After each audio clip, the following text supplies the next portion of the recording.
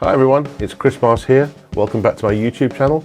Now today I've got a great interview with Gary Steadman, who was the former guitarist with Classix Nouveaux, and they are still together. They are back together, and they have a great new album coming out very, very shortly. We're also going to be talking about our 1986 tour with A Flock of Seagulls, when we both were musicians on that tour. We're going to be discussing what went on that tour, a few little nuggets here and there, and talking about the excellent Classix Nouveaux album, which is coming out shortly in November. So thanks for passing by. Enjoy this interview, and be sure to subscribe for more great interviews with some fantastic artists coming up over the coming weeks and months. See you soon. So it gives me great pleasure to introduce to everyone, Gary Steadman, my old mate, whom I toured with back in 1986. Gary Steadman, how are you? I'm good, Chris. How you doing? That was a few years ago. It was a few years ago. So it's great to catch up finally over Zoom and have this little interview with you to find out what you've been up to and what you're doing now, what your plans are for the future.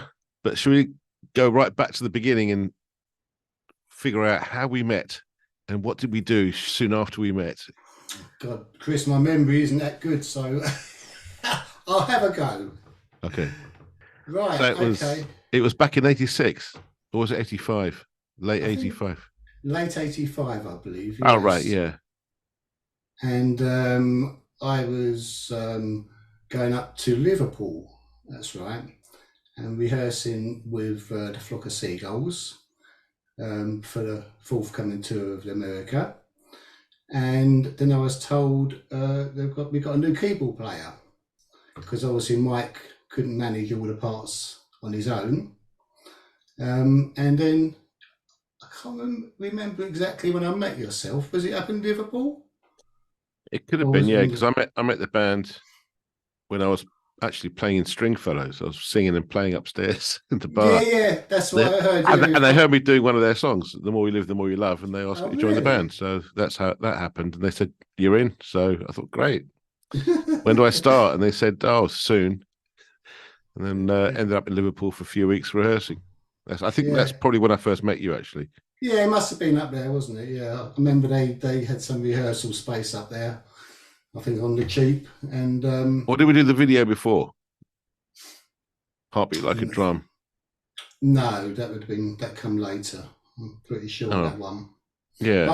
I remember them telling me we found this keyboard, this piano player from Stringfellows. Yeah. Really? Okay, a piano player to play all these synth parts. Didn't know what to expect, and the first time you come along when we play together, I thought, fantastic. He can do the job. It was great. It was my first big break. Actually, it was wonderful. I really enjoyed it, and we had a great time on tour. Certainly did. We certainly did, yeah. Yeah, and we were young. Well, I was 21 when I was just turned 21 when I went on tour with them. Yeah, I think I must have been about 25. Yeah, 25 then, because I was in a band called Vision at the time. Right. Yeah. And we'd actually signed a record deal. I think it's PRT Records. And the band was pretty successful up in the Sheffield area. Supposed to be the next Human League. I remember we had this manager who was a bit of like a used car salesman, you know. But he had lots of money and but not a lot of experience in managing bands. So that was quite amusing. He was expecting us to be the next Human League, and to be fair, the band did do pretty well. Had a kind of a top 20 hit in Italy, and some hits in the dance charts. So it did, it could have broken into the big time, but like so many bands, it didn't. And then we got this deal with PRT Records, and we got another manager, a bit more of a professional, sensible guy this time.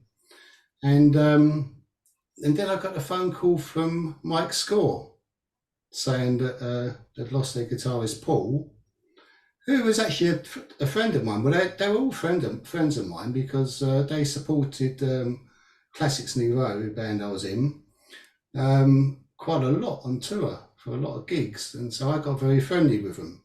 And Paul in particular is, he was a very nice chap. But anyway, how these things go. He lost the plot for various reasons, and then I got the call to join him to do that tour. Right. And then, it's an opportunity I couldn't really turn down. I mean, it was a difficult one because I had a big input in that band Vision, but it was A Flock of Seagulls. They were massive in the States and did a lot of Australia. I think they had the #1 there. I mean, that was a very big band, so I had to give my resignation in to Vision, much to their annoyance, and joined the band for the tour. Yeah. So that's how I got that gig. Yeah, and that was 1986. We were on tour from around March, April, May, June, I believe. 3.5 months. We did America and parts of Canada. Well, I've been to the east coast of America a few times with Classix Nouveaux, but I've never made it across to the west coast. So when that happened with Flock of Seagulls, I was highly delighted. I finally made it. Yeah. Awesome. Then we went everywhere, didn't we? All over. Oh, it was amazing. I mean, it was incredible. We just ended up in all sorts of places. It was fantastic. It really, really was great. Very fond memories and great photos we have from those days. Especially in the Midwest kind of parts of out in Nebraska. Yeah, and then you've got the rednecks sort of. I remember turn up to the gigs, and it's a bit scary sometimes. I know. I remember New Orleans. We were in New Orleans. It was about 100% humidity, and I think after the show, we all stripped off and jumped into this massive Olympic-sized swimming pool. It was so hot. Oh, some crazy times. It was good fun, though. Yes, totally enjoyed it. So tell us about Classix Nouveaux, the fantastic Classix Nouveaux. Well, around sometime in 2005, 2006, I think it was, some Facebook pages appeared. And then they built up with their fan base, and then we started getting these kind of requests or them talking amongst themselves. They'd love to see the band reforming and bringing out some new material. I didn't think it would ever happen because I split from the band the end of 1982. Various reasons. I mean, in fact, that was after I'd done Top of the Pops with them. But all bands have their kind of internal issues, don't they? And let's just say there were some big egos flying around, like there would be with all young lads and pretty immature. And for one reason or another, anyway, I was no longer in the band. Got pretty much on the eve of the world tour, which was rather annoying because obviously I'd been there just near enough from the start. And we finally got the hit single with Is It a Dream, done Top of the Pops. And so, that was like everyone's ultimate goal was to get on Top of the Pops. And and then the next thing I knew I wasn't in the band anymore. But that's life, and I've spoken to Sal about it quite a few times, and he's expressed his wish that if he could go back in time, that would have never have happened. But obviously, you can't go back in time. Yeah, it did happen, but but from that, other good things did happen. Like I would have never got the gig with the Seagulls, and lots of other things as well. Yeah. So that's life, isn't it? You move on. Actually, after that, after the Classix, I joined a Spanish band called Orquestra Mondragon, and they were #1 band in Spain at the time. Oh, wow. And I just got a phone call out of the blue from EMI saying would I come down to Manchester Square where the offices were at the time, and this band signed to EMI International were looking for a guitarist because their guitarist had been drafted off to the army for this, like, I think it was a 6-month tour. So yeah, went down. I kind of auditioned for about 10 minutes with some chap playing a bit of blues piano.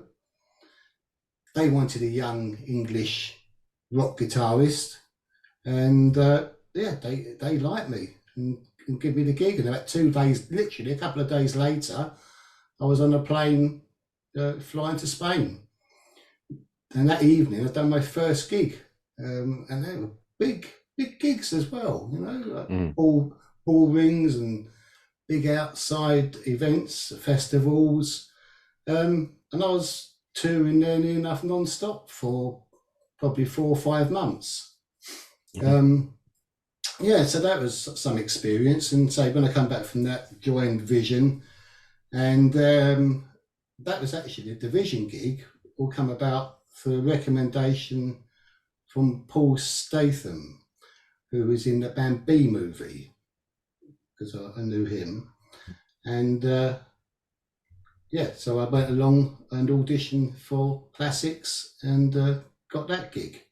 But anyway, moving on to your original question, what's happening with Classix now, didn't you? I forgot what the question was. Exactly. I went off on a tangent, Chris. No, that's fine. So what is coming up now with Classix? Right, yeah, as I was saying, that's right. Get back straight up to date. Yeah. So these Facebook pages appeared, and obviously we realised we had quite a strong fan base. And in fact, as you know, like the 80s music was very much on a revival then, wasn't it? You know, and has been ever since. And so, to my surprise, I got an email one day from Sal. I've been in contact with Mick, actually. That was the first person. Mick had been emailing me. So still speaking. The original member, Sal Solo. Yeah, Mick's been here. We've been talking via email. And then Sal, out of the blue, sent me an email. And then, you know, we sorted out our differences, like all bands have.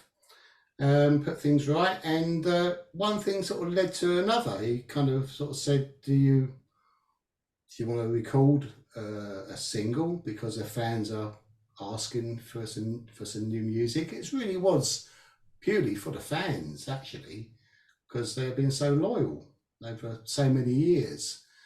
So we got together. Well, so we got together virtually, because he lives in Florida now. I think he was in Chicago at the time, and BP's over in North Carolina. I think that's where he still is now. And Mick was over, well, still is, in Ireland. So, you know, we had the Atlantic Ocean between us. And so it was somewhat of a task to get together and record anything. Was this during COVID lockdown time? It must have been, yes, about 3 or 4 years ago. It was during lockdown time. I suppose that obviously gave us a bit more time on our hands, didn't it? Yeah, certainly did.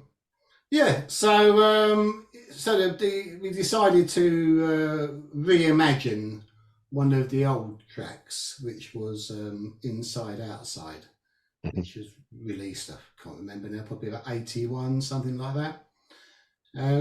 Yeah, because we all liked that tune and thought it would be a good one to see what we could do with it now, with obviously a maturity and hopefully better skills as musicians. And yeah, we set about that. And I must admit, I was given a free hand, really, to do what I want, unlike back in the day where, I mean, the band was pretty much, it was Sal and Mick. They kind of formed a nucleus, well, along with BP, but they were the sort of the main songwriters, and I come along later. So I never really got much of a look in on the creative side of things. But this time, yeah, Sal said, do whatever you want. And so I did. And yeah, it came out fantastic and got a really good positive reaction from the fans. So that's what kicked everything off. And then from there, it kind of snowballed, really. Yeah. We thought, okay, it's done so well. Why don't we try something else?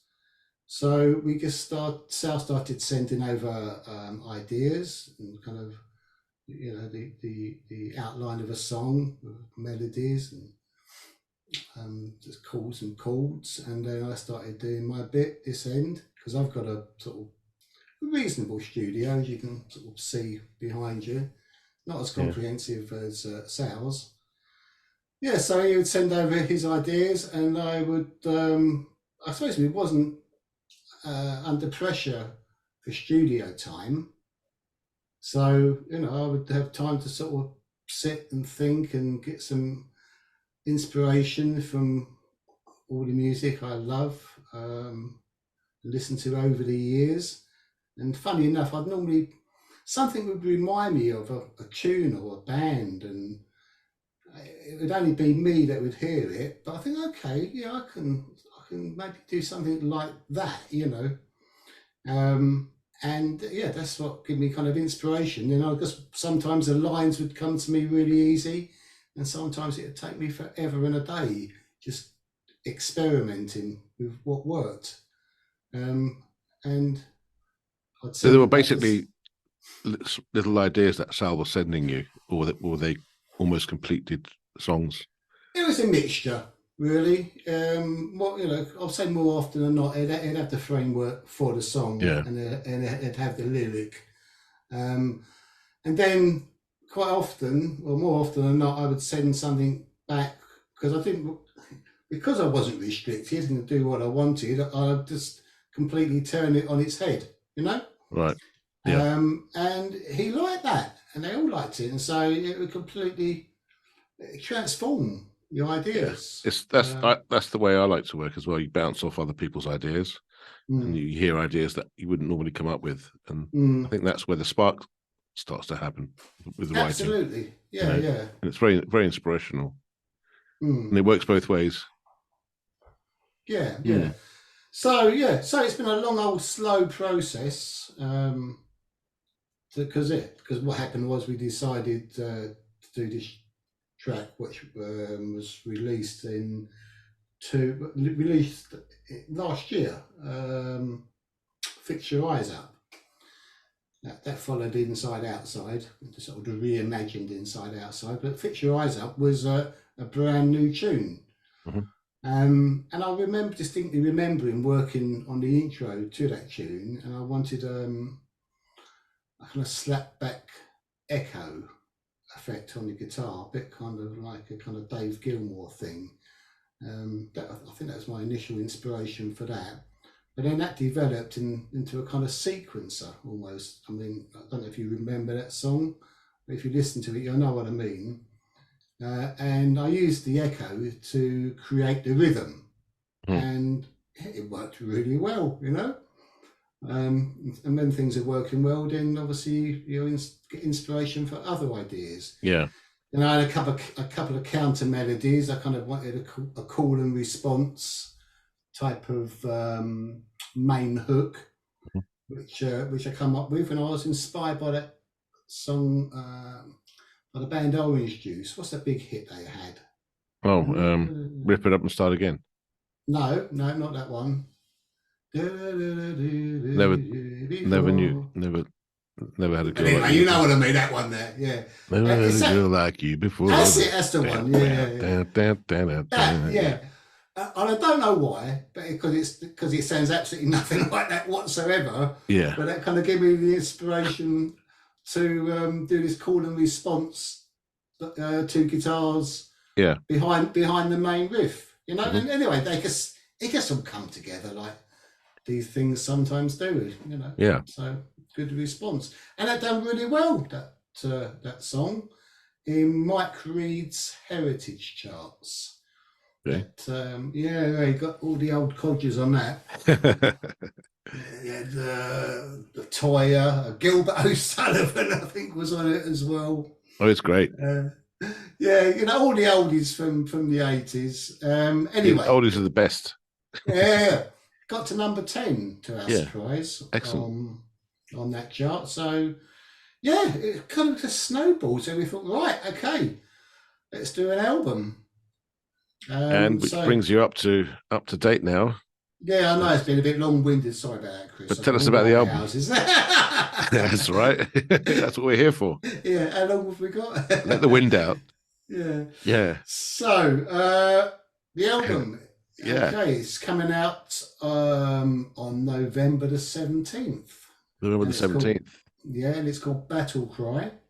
Yes. And it's coming out on Cherry Red Records. And yeah, we are absolutely delighted with the results. So we are hoping that the fans like it too. But you know, we've had people who've heard it, and we've done Sal's done quite a few interviews with different people. We've had like previews of it, and well, you gave me a little preview of it. I did indeed, yeah. And I think it was absolutely superb. It was really good, really quite epic, and quite cinematic as well, which is quite different to. It's still got the DNA of Classix Nouveaux, but it's a very modern version of the band, I think, and I think it's really quite exciting. I really do, and I really wish you all the best for that. Well, I really appreciate I think it's positive comments. Yeah, I think it's a new chapter for the band, and it'd be great to resurrect it. Yes, resurrecting the dead. we're not quite dead, Not quite, no. But yeah, we're all getting on a bit. Yeah, as you say, it's like it has got the DNA still, obviously, with the same people, but that 40 years older, you know, so it does still sound like Classix. But I must say, I think Sal's voice is a lot better now. I think his voice has got so much better. It was good then. It was very distinctive then, but now it's really matured, and it's. I think the diehard fans, are going to be very, very pleasantly surprised. Yeah, well, I think let's wait and see. You know, hopefully. Yeah. Well, you know, Sal was a bit of a kind of Marmite frontman, really. People loved him or hated him because it was quite extreme, wasn't it? With his vocal range, it was either a really powerful screaming falsetto, or a deep sort of bass voice. I think the good thing about his voice is he's very original, and there's nobody else like him, which is a very big plus. You've got to have something different, haven't you? To absolutely.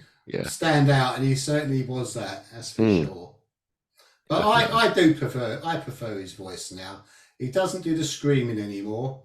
And some of the old diehard fans, we've already had a few comments already about. I think it was one said I missed the salty growl or something along those lines of Sal's voice. But hey, 40 years older, we don't want to be like we was back then. We want to be Classix Nouveaux of today, the modern Classix Nouveaux. And as you say, it's completely different. Let's be honest, it's completely different. But still, you can still hear, obviously Sal is still Sal, and still retains some of those elements, doesn't it?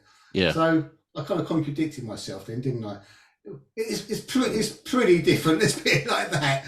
But so it should be, because it'd be a bit boring and wouldn't be very inspiring if we were still doing the same old thing. We'd be like a tribute act to ourselves, Yeah. Well, let's see how it goes. Hopefully, there'll be a tour. Well, hey, and who knows if yours truly is totally up for the job. Well, listen, Chris, I will be if that ever happens. I will be putting your name forward. That's for sure, because you could definitely fulfil that role. No, I'd love to. Absolutely love to. In a fantastic way. I know you could, because obviously we toured with the Seagulls, and I know what you can do.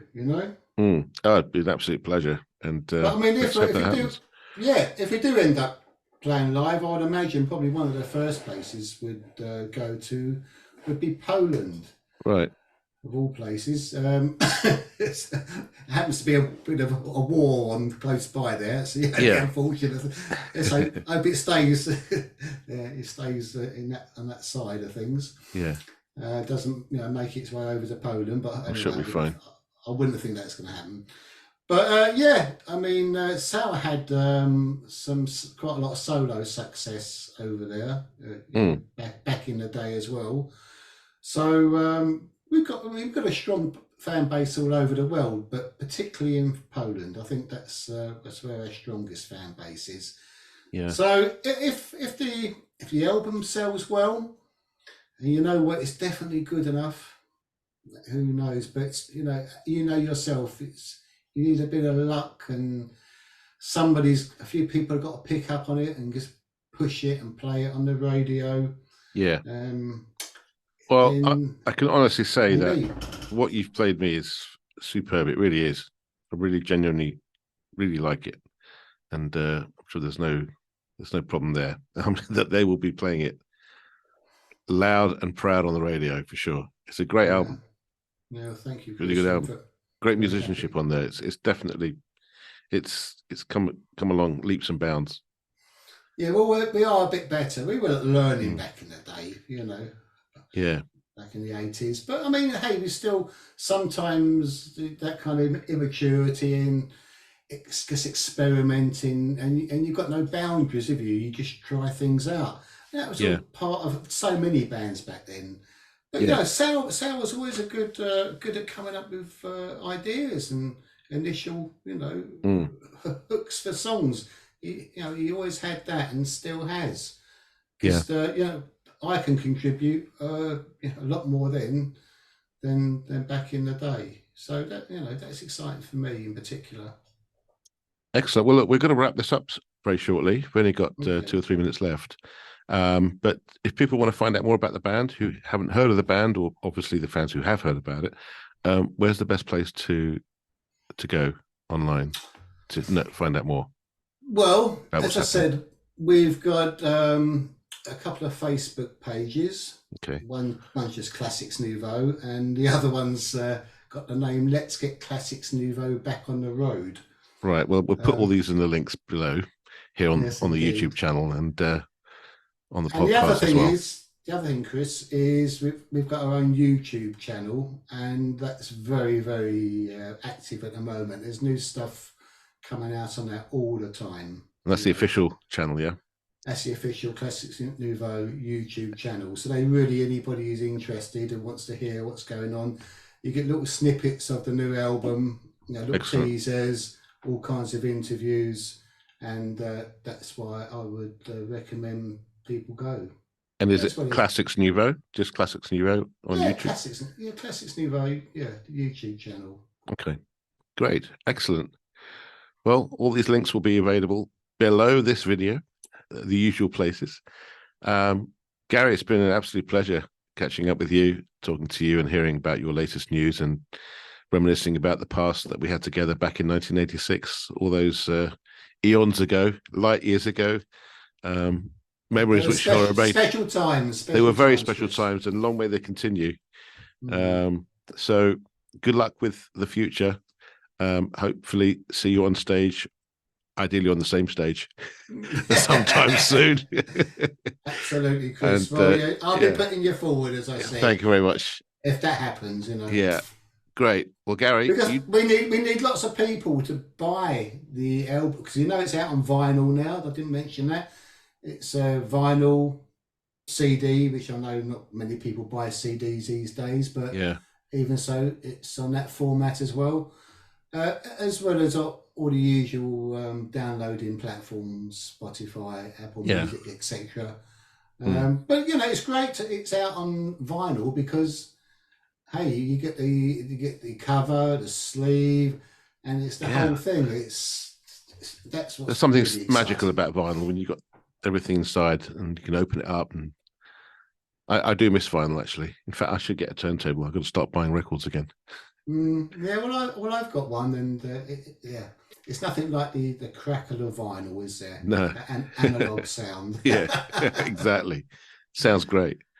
Well, Gary, thanks again for joining us here on my YouTube channel, and we shall speak very, very soon.